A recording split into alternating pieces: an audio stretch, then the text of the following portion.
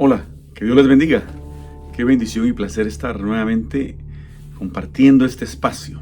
Seguimos en la palabra del Señor y ahora nos dirigimos al Nuevo Testamento y de manera muy particular y especial con uno de los pasajes más conocidos en el cristianismo, el cual es el Padre Nuestro. Este pasaje se encuentra narrado en el Evangelio de Mateo y también en el Evangelio de Lucas. En el Evangelio de Lucas, este pasaje inicia con la inquietud de los discípulos de que Jesús les enseñara a orar como Él oraba. Y yo creo que eso es muy válido y creo que es importante que cada uno de nosotros observe aquello que es bueno, observe aquello que funciona, observe aquello que da resultados y quiera aprender cómo hacerlo. Uno no puede aprender todo en la vida ni pretender saberlo todo en la vida, pero creo que es muy importante que cada uno de nosotros se determine a saber, a conocer, a aprender y a dominar todo aquello que es realmente importante en la vida. Y para nosotros los cristianos, el orar es sumamente importante. Es una de las cosas más importantes de nuestro caminar con el Señor. Por eso Jesús, aquí en Mateo, les enseña a los discípulos a cómo orar.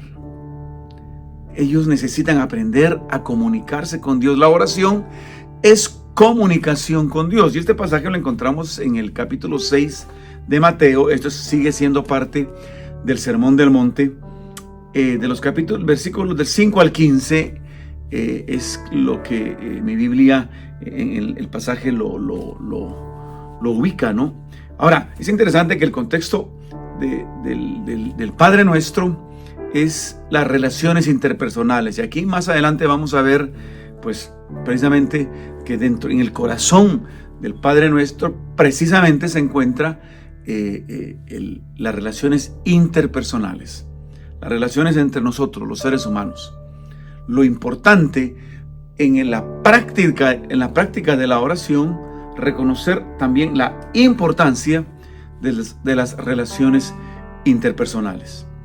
Y bueno, vamos a ver desde los versículos del 9 al 13 el Padre Nuestro, que es ahí donde se ubica. Y todos, el nombre en español surge precisamente de esta frase: Padre Nuestro que estás en los cielos. Y de allí nosotros le llamamos a esta oración el Padre Nuestro. Ahora, estos versículos son importantes. Estos versículos nos enseñan varias cosas en las cuales tú y yo hoy tenemos que poner nuestra atención. Y vamos a ir leyéndolos de manera rápida para no tomar mucho tiempo en este sentido, sino que podamos entender lo que estamos diciendo. El primero es el versículo 9, que dice: vosotros pues oraréis así. Es Jesús enseñándole a sus discípulos cómo orar: Padre nuestro que estás en los cielos, santificado sea tu nombre. Con lo que tenemos que iniciar en nuestra oración es reconocer a quién le estamos hablando. Eso es lo que Jesús pretendía que sus discípulos hicieran cuando oraran de la manera que Él oraba. Él reconocía a quién Él oraba. Él reconocía con quién Él hablaba. Y en este caso muy particular, Él reconocía que Él hablaba con su Padre. Dios era su Padre. Ciertamente, Él está en los cielos, es decir, Él trasciende la realidad humana, pero en la oración, esa trascendencia divina se constituye en una realidad personal nuestra. Ese Dios trascendente se hace inmanente en nosotros. Es decir, el Dios que está tan lejos de nosotros, en la oración viene a estar tan cerca de nosotros por medio de su Espíritu Santo. Entonces, eso es lo primero. Cuando ores, reconoce a quién oras.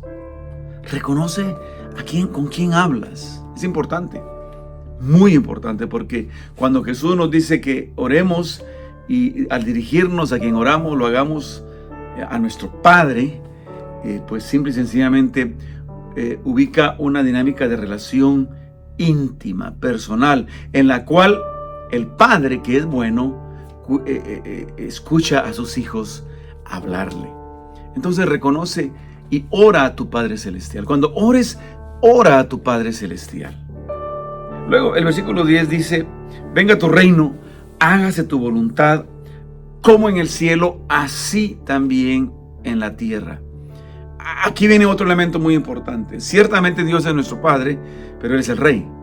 Y al ser nuestro Padre, el Rey, nosotros sus hijos, nosotros venimos a ser parte de su reino. Y aquí viene otro concepto sumamente importante: el reino de Dios. El reino de Dios.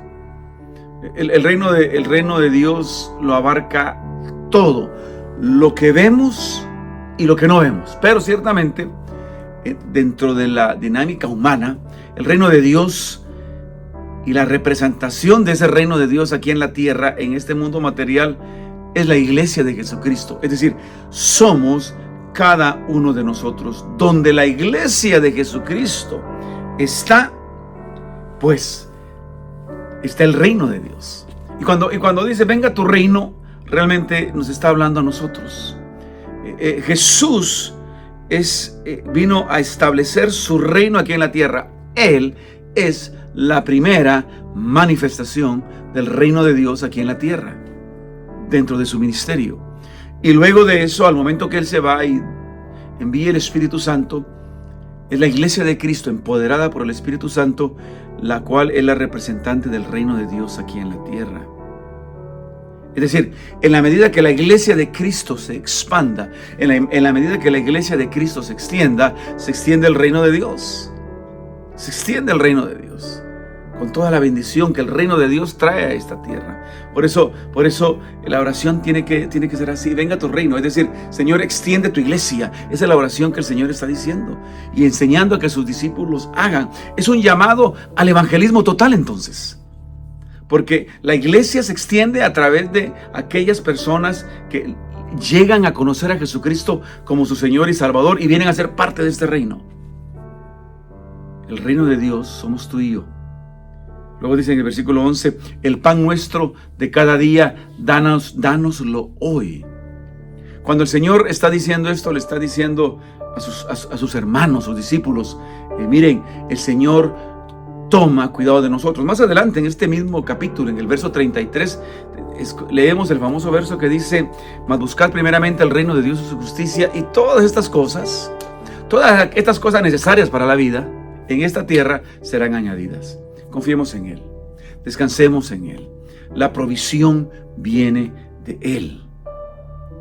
Y dice el versículo 12: y perdónanos nuestras deudas. Y aquí está el corazón, ¿no?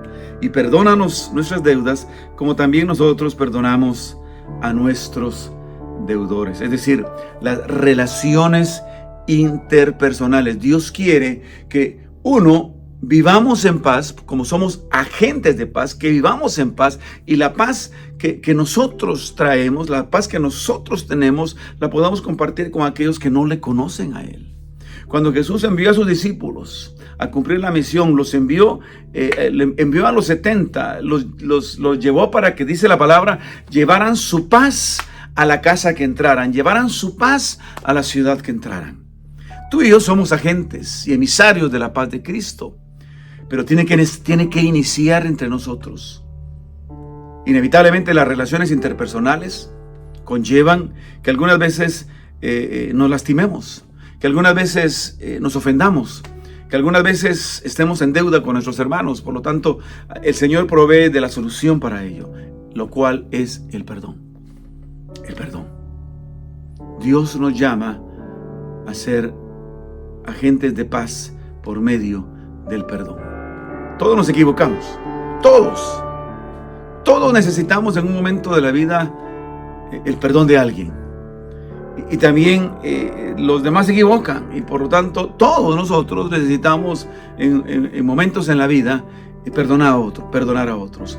Eso provocará paz en nuestras relaciones, y eso traerá paz a donde tú y yo estemos. Y cuando nos damos cuenta la manera en que se introduce este pasaje desde el versículo 5 y la manera en que termina luego el versículos 14 y 15, nos damos cuenta que sí, la importancia de esa relación, de esa paz, de esa armonía entre nosotros es la que acciona el perdón de Dios, la que acciona la bendición de Dios, la que acciona la paz de Dios. Y por último, dice aquí en el versículo 13, y no nos metas en tentación, mas líbranos del mal, porque tuyo es el reino, el poder y la gloria por todos los siglos. Amén. Es decir, Señor, tú eres fiel, tú eres fiel. La tentación y la prueba es constante en la vida del cristiano, pero algo que es constante también es la fidelidad de Dios, que Él nos va a ayudar en medio de esa tentación, en medio de esa prueba. No busquemos ni la tentación, no busquemos ni la prueba, pero cuando venga podemos tú y yo estar seguros que el Señor nos ayudará, nos librará, porque de Él es el reino, es la autoridad, de Él es el poder, es la activación de esa autoridad y es la gloria, es el reconocimiento de quién tiene la autoridad, el cual es nuestro Dios. En este día, ora el Padre Nuestro, haz lo tuyo, vívelo y dale en tu vida toda la honra y la gloria al Señor. Que Dios te bendiga, nos vemos a la próxima y que la paz de Dios esté contigo.